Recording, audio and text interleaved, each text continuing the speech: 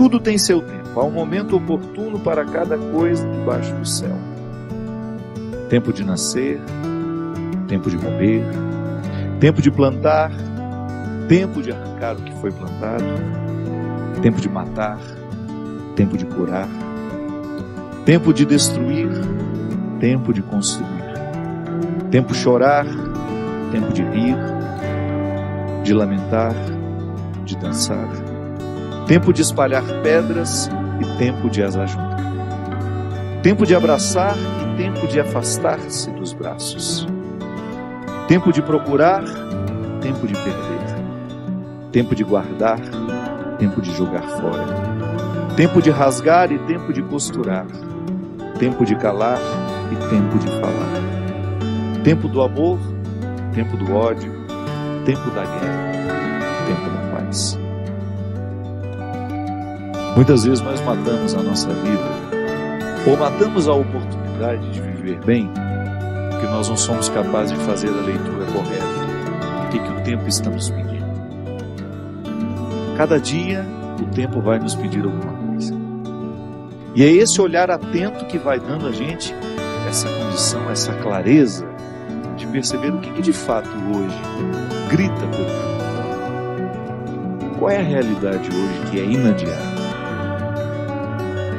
Às vezes nós somos tão negligentes na percepção disso, que às vezes nós desperdiçamos um mês, um ano, 10, 20, colocando o nosso empenho numa realidade que nem era para aquele momento. E é por isso que é tão interessante a gente desenvolver a habilidade de dizer não e de dizer sim, que essa é uma habilidade que só a maturidade nos traz.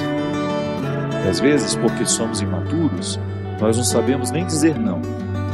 Não sabemos olhar as urgências do tempo. Então a gente vive para agradar o outro. Antes de agradar o outro, você precisa perceber o que a vida está pedindo de você. Que nem sempre aquilo que você pode fazer para agradar o outro, está em consonância com aquilo que a vida está pedindo de você. Mesmo porque para a gente crescer, nós temos que ter coragem de cortar muitas coisas. A Sagrada Escritura diz: tempo de matar, tempo de fazer nascer. Tudo depende da percepção para olhar o momento presente e descobrir o que de fato merece o nosso empenho. Quantas vezes eu na minha vida me empenhei no lugar errado, na questão errada, e depois não tem como ser feliz, sabendo que o meu empenho não foi onde eu deveria ter me empenhado. Não há possibilidade de eu me sentir realizado, me sentir bem com as minhas escolhas, porque o que vai fazer com que eu me sinta bem é olhar para o contexto das minhas escolhas e ficar confortável com aquilo que foi escolhido. Nós estamos muito estranhos a nós. Não é estranho com o outro, não. É estranho a nós mesmos. Eu preciso colocar alma em tudo aquilo que sou eu, até na casa onde eu moro. E a vida tem me ensinado que a casa não é um aglomerado de paredes. A casa é um sentimento que me ocorre. Não é só uma construção material.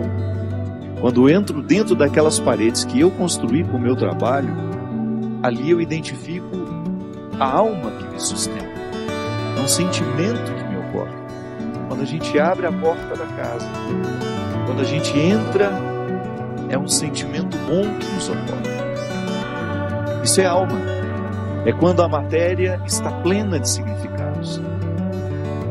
É quando a gente começa a atribuir um significado que ultrapassa as paredes, os móveis, o jardim, o portão de entrada. E é interessante que a qualidade da nossa vida depende e está intimamente ligada à nossa capacidade de depositar a alma nas coisas. Eu não estou falando dessa alma,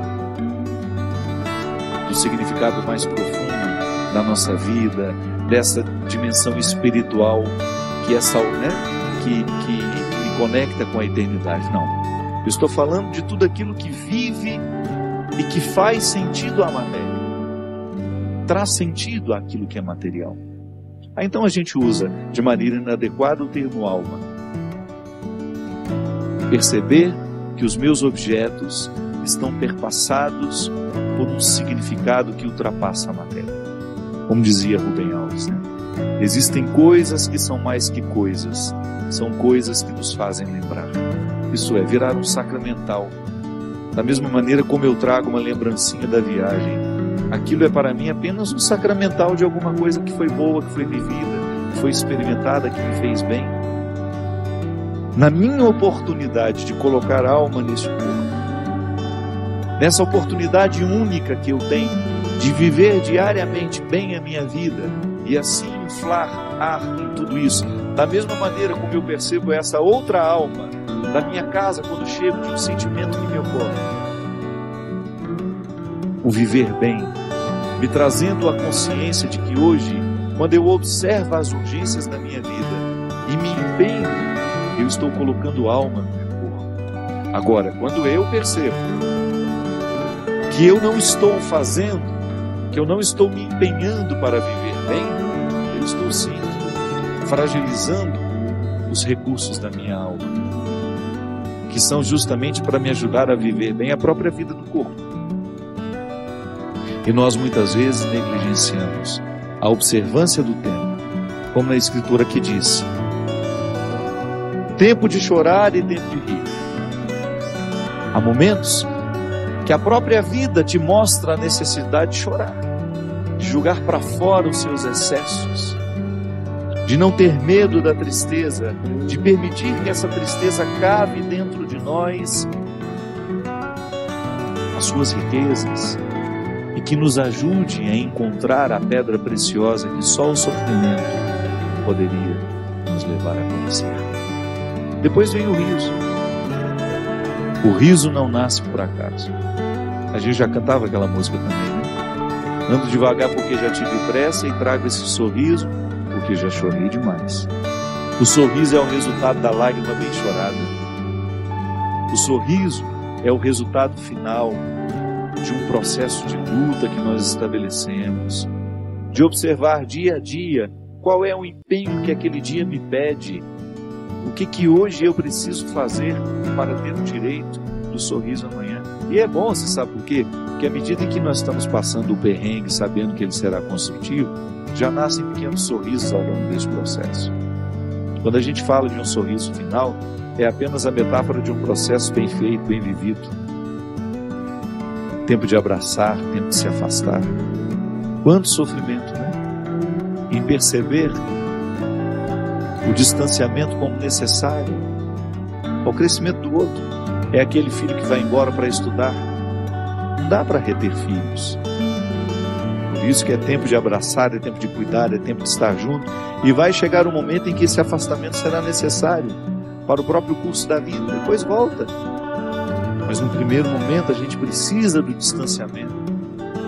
Quando nós observamos o movimento do tempo e as suas urgências, a gente entra dentro do contexto de uma sabedoria irrenunciável à nossa realização. Tempo de rasgar, tempo de costurar. Se a gente não tem coragem, muitas vezes, de rasgar algumas realidades, depois jamais conseguiremos viver a libertação dela. Muitas vezes, nós lamentamos perder, quando na verdade a gente vai observar aquilo que a gente perdeu, não foi perda, foi libertação. Quantos relacionamentos precisam ser rasgados para que depois eles sejam costurados do jeito certo? Fazer cair por terra todas as ilusões que nós temos do outro, ou todas as pretensões que nós julgamos em cima do outro. Não. O outro não tem que corresponder às minhas expectativas. O outro tem que ser ele. A vida sempre vai pedir de nós calma, paciência, porque com pressa nós passamos por cima de todas essas necessidades e não somos capazes de reconhecê-las. Que às vezes a vida não está dando certo, é porque você nem sabe exatamente o que você está precisando. Às vezes nós ficamos tão aflitos, tão angustiados e não sabemos por quê. Faltou chegar ao ponto-chave, onde de fato está iniciando o conflito. Paciência, né? A gente não tem paciência nem para descobrir o o que está nos angustiando. É a nossa pressa, é a vida estranha que nós vamos viver. Obrigado por assistir. Se você gostou desse vídeo, não esqueça de deixar seu like e se inscrever no canal para mais conteúdos inspiradores. Compartilhe esse vídeo com seus amigos e familiares para espalhar a motivação. E lembre-se, a cada novo amanhecer, há uma nova oportunidade de ser melhor. Até o próximo vídeo.